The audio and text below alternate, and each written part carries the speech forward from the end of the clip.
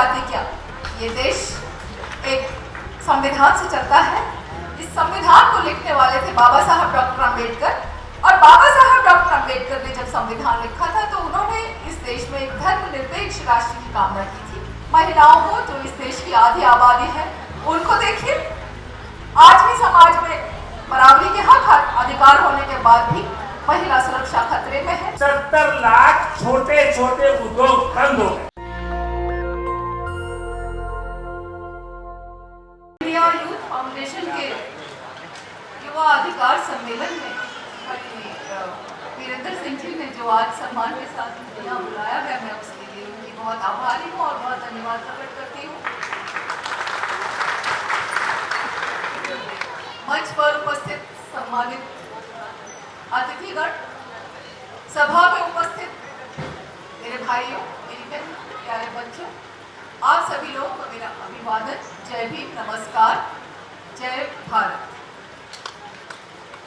सबसे पहले तो मैं भाई वीरेंद्र सिंह जी के इस जो ये आज प्रोग्राम है उसके लिए उनको बहुत बधाई देती हूँ। बहुत उन्होंने जो है इतनी शिद्दत के साथ, इतनी मजबूती के साथ समाज के बहुत बड़े तबके को, यानी कि यूथ को जो जोड़ा है, और जो मुद्दा उठाया है उन्होंने, अभी मेरी थोड़ी देर पहले बात हुई कि युवा अधिकार, रोजगार, उसके लिए जो काम वो कर रहे हैं, सो ये बहुत एक सराहनीय कार्य है।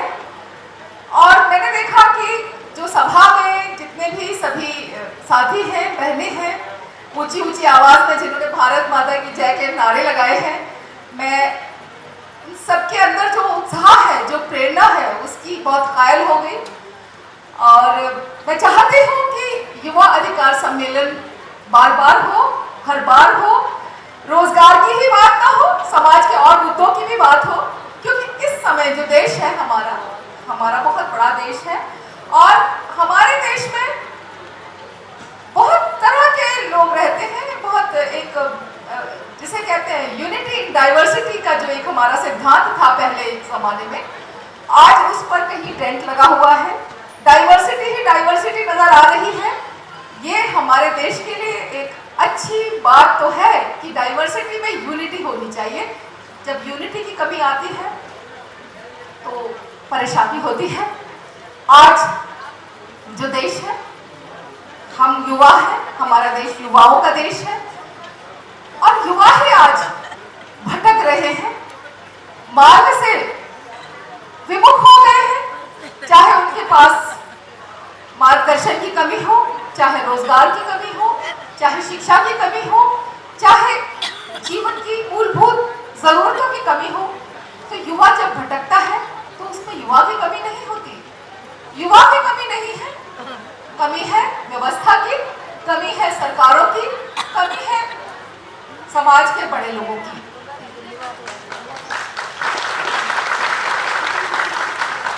चारों ओर महंगाई, बेरोजगारी हाहाकार मचा रही है, चारों ओर महिला सुरक्षा, चारों ओर जो समाज में आए दिन उत्पीड़न के मामले बढ़ते चले जा रहे हैं। ये क्या हो रहा है देश में? मैं बहुत दुखी हूँ इस बात से कि देश में जो इस समय जो माहौल बना हुआ है, उस माहौल को हम किस तरह से रोकें कि हमारा ध्यान जो वास्तविक मुद्दे हैं, जो जीवन के मुद्दे हैं, उन पर लगे, न कि इस बात पर लगे कि मेरा धर्म क्या और आपका धर्म क्या, या मेरी जाति क्या, आपकी जाति क्या। ये देश एक संविधान से चलता है। इस संविधान को लिखने वाले थे बाबा साहब डॉक्टर अम्बेडकर, और बाबा साहब डॉक्टर अम्बेडकर ने जब संविधान लिखा था तो उन्होंने इस देश में एक धर्मनिरपेक्ष राष्ट्र की कामना की थी। एक ऐसे देश की अवधारणा की थी जो जाति विहीन हो, वर्ग विहीन हो, संप्रदाय विहीन हो, और धर्म से ऊपर उठकर हर व्यक्ति को ह्यूमन डिग्निटी, इंसानियत का हक हो, और जीवन के मूलभूत सिद्धांत जो फंडामेंटल राइट्स हैं, यानी कि हमारे जो इंसानियत के अधिकार हैं, वो सुरक्षित रहे, और हमें शिक्षा का अधिकार, रोजगार का अधिकार, स्वास्थ्य का अधिकार, सम्मान के साथ सिर उठाकर चलने का अधिकार, और अभिव्यक्ति की स्वतंत्रता का अधिकार, और हमें अन्याय के विरुद्ध कानूनी सुरक्षा का अधिकार, कानून के सामने हर व्यक्ति को समानता का अधिकार, भाईचारे का अधिकार मिला हुआ है। बावजूद उसके आज हमारे अधिकारों का हनन होता नजर आता है। महिलाओं को, जो इस देश की आधी आबादी है, उनको देखिए, आज भी समाज में बराबरी के हक अधिकार होने के बाद भी महिला सुरक्षा खतरे में है। आए दिन पे बलात्कार होते रहते हैं और राजनीति होती है, उस पर बड़ी बड़ी राजनीति होती है। लेकिन जब सुरक्षा की बात आती है, जब पीड़ित को संरक्षण की बात आती है, तो सभी दर मुंह देखने लग जाते हैं। तो मेरा भाई से यही अनुरोध है कि आपका जो ये प्रयास है, ये बहुत अच्छा प्रयास है। हमें आप जैसे वीरेंद्र सिंह जैसे और भाइयों की भी जरूरत है इस देश में, जो मिलकर के संगठन की आवाज बने। इस देश को यूनिटी इन डाइवर्सिटी के सिद्धांत के उस पर पूरी तरह से हम अमली जामा पहनाए और देश में हम एक ऐसा देश बनाए जहाँ जाति के आधार पर, धर्म के आधार पर, रंग के आधार पर, नस्ल के आधार पर, क्षेत्र के आधार पर, लिंग के आधार पर कोई भी व्यक्ति छोटा बड़ा ना हो, कोई ऊंच नीच ना हो, कोई भेदभाव ना हो, शिक्षा का अधिकार हो। और मैं सरकारों से ये निवेदन करती हूँ कि सरकार में ऐसा नहीं कि पहले रोजगार में बहुत रोजगार होते, बहुत भर्ती होती थी, लेकिन जब से प्राइवेटाइजेशन शुरू हुआ, जब से वो ठेकेदार घुस गया, वहाँ सरकारी दफ्तरों में जो ग्रुप सी के, ग्रुप डी के जितने भी जो रोजगार थे, वो सब ठेकेदार के पास चले गए। सिर्फ क्लास 1 के ऑफिसर्स के जो अधिकार थे, जो रिक्रूटमेंट्स थे, वो एक रिक्रूटमेंट चैनल से होते रहे।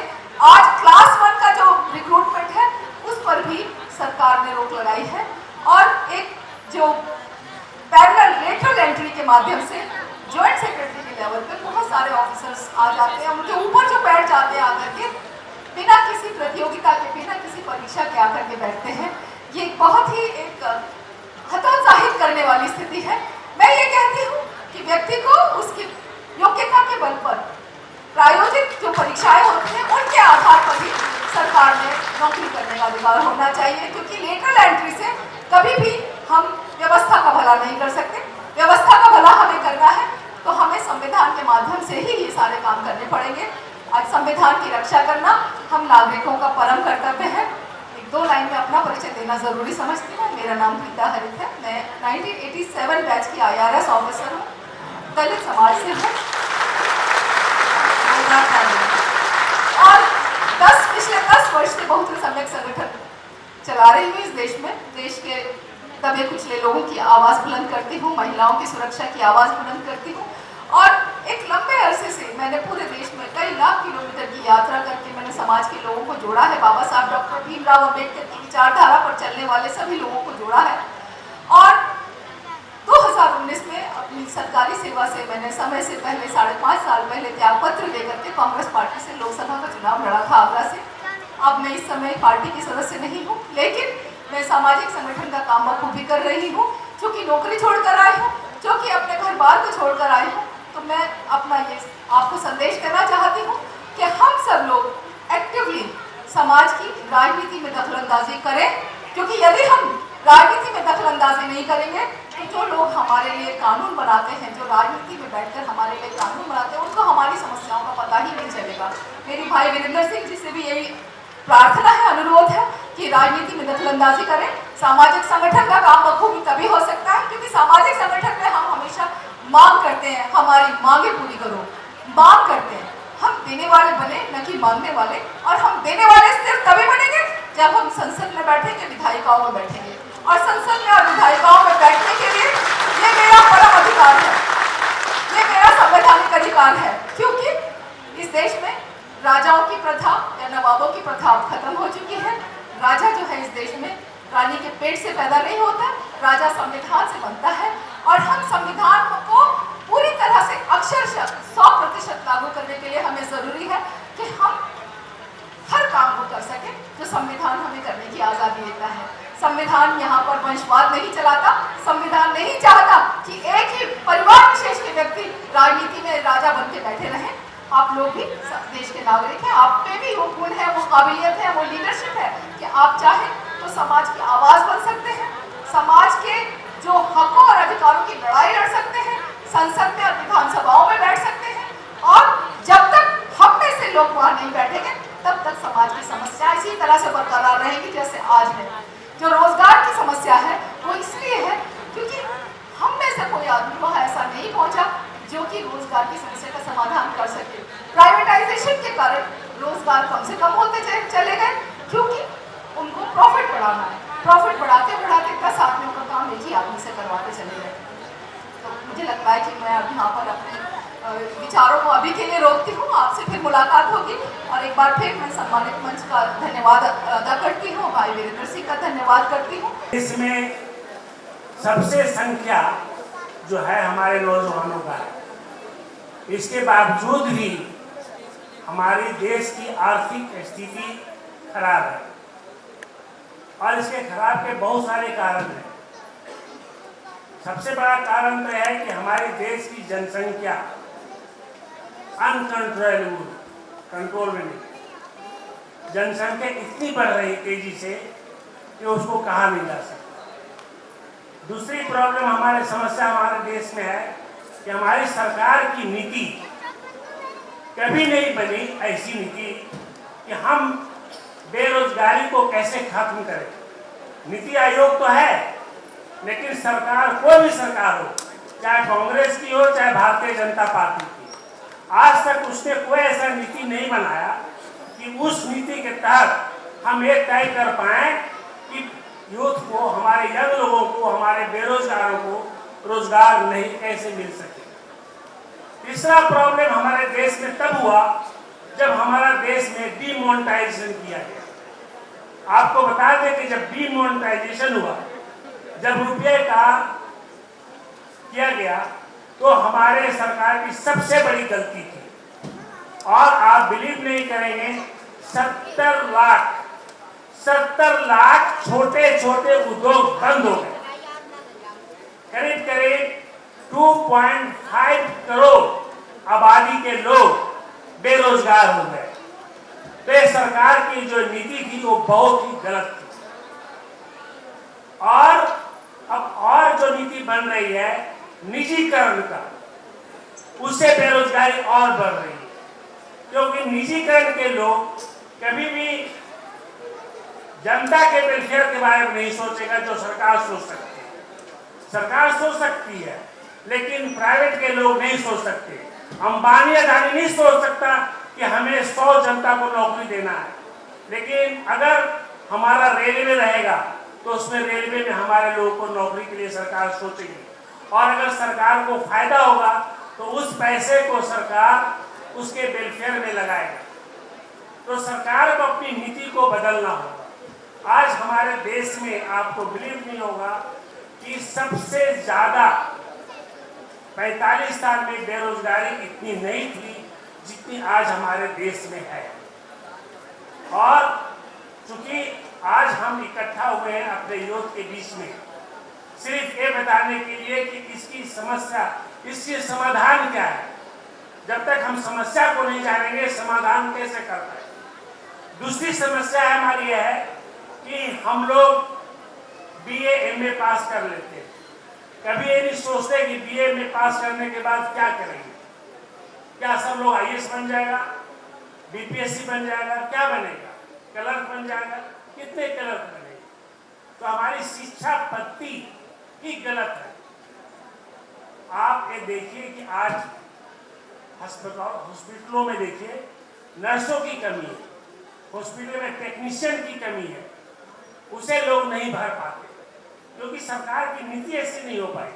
अगर सरकार की नीति हो कि 5 बेड, एक बेड आईसीयू पर 2 नर्स, 1 नर्स होना चाहिए और उस लागू करें, तो कम से कम मैं कहता हूं कि आज के दिन में पूरे देश में कम से कम 25 से लेकर के 35 लाख स्टाफ नर्स की बहाली हो सकती है और सीटें भर सकती है। इतनी बेरोजगारी। यूपी को मैंने अध्ययन किया।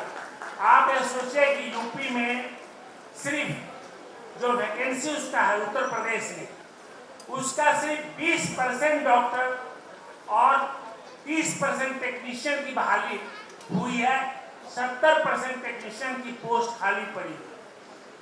तो ये बेरोजगारी की समस्या सरकार की सोच पर डिपेंड करता है कि सरकार की सोच कैसी है और सरकार की नीति पर डिपेंड करता है। और हम चाहते हैं कि ये बातें हमारा जो यूथ फाउंडेशन ऑफ इंडिया है, इसके माध्यम से सरकार की तरफ जाए कि आप ऐसा नीति बनाओ कि हमारे बेरोजगार नौजवानों को रोजगार मिले।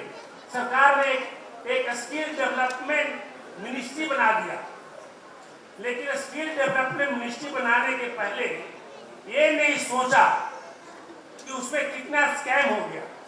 लोग झूठ मूठ का सर्टिफिकेट देने लगे। प्राइवेट हॉस्पिटल, उन्होंने प्राइवेट हॉस्पिटल को, प्राइवेट फैक्ट्री को, प्राइवेट कंपनी को कह दिया कि तुम स्किल का सर्टिफिकेट दो। उन्होंने पैसा लिया, स्किल सर्टिफिकेट दिया। अब वो स्किल के सर्टिफिकेट लेकर के हमारे बच्चे बेरोजगार घूम रहे हैं। अगर सरकार को अच्छी नीति होती कि जो भी स्किल का ट्रेनिंग लेगा उसको इस जगह उसकी नौकरी लग जाएगी, अगर उसको हम नौकरी के साथ जोड़ते तो हम समझते हैं कि कम से कम 2 करोड़ नौकरियां इस ऐसे ही लग जाती। तो हम ये बताते हैं कि सरकार की जो नीति है, ये सरकार की जो नीति जो चल रही है, इसको बदलना होगा, चाहे वो केंद्र सरकार हो या राज्य सरकार हो। देखो, तुम्हें मत सोचो कि मैं एक मजदूर का बेटा हूं। तुम सोच नहीं सकते, आप लोग सोच नहीं सकते कि मेरी माँ, मेरे पिताजी सर पर कोयला ढोते थे वेस्ट बंगाल में, उसका बेटा हूँ। जब मैं दिल्ली में पढ़ने आया था all India institute of medical science में, जब मैं 16 साल का था तो मैं all India institute of medical science में पढ़ने आया था। तो मेरे पास दिल्ली में मैं क्या खाऊंगा, मेरे पास पैसे नहीं थे। मैं चना खा करके 2 दिन रहा। मैं कहना ये चाहता हूँ कि किसी चीज को एक्सक्यूज मत बनाओ। ये मत कहो कि ये नहीं है तो हम ये नहीं कर पाएंगे। अगर तुम लोग अपने मन में ठान लोगे तो एक गरीब का बच्चा भी डायरेक्टर जनरल ऑफ इंडिया बन सकता है। ये मैं कहना चाहता हूँ। गरीबी कोई बहाना नहीं होती। अगर तुम अच्छे से पढ़ाई करोगे तो अच्छे बनोगे बेटा, ये मैं कहना चाहता हूँ। इसलिए हम 2 ही शब्द कहना चाहेंगे कि यूथ जो बेरोजगार हैं वो ये भी सोचे कि जब तक हमें नौकरी नहीं लगता है, हम कोई ऐसा काम कर सकते हैं जिससे हम कम से कम 100 रुपया डेली कमा सकें। उस बारे में आप जरूर सोचो, उस बारे में जरूर आप अध्ययन करो और दिमाग लगाओ, क्योंकि ये सरकार की नीति बहुत अच्छी नहीं है। केंद्र सरकार की नीति तो बिल्कुल अच्छी नहीं है, क्योंकि जिस तरह से केंद्र सरकार चल रही है, जिस तरह से प्राइवेटाइजेशन कर रहा है, आपको मालूम है एक बात और, किसी भी देश में, दुनिया का किसी भी देश में डिसइन्वेस्टमेंट मिनिस्ट्री नहीं होता। डिसइन्वेस्टमेंट मिनिस्ट्री क्या होता है कि अपने संपत्ति को बेचना।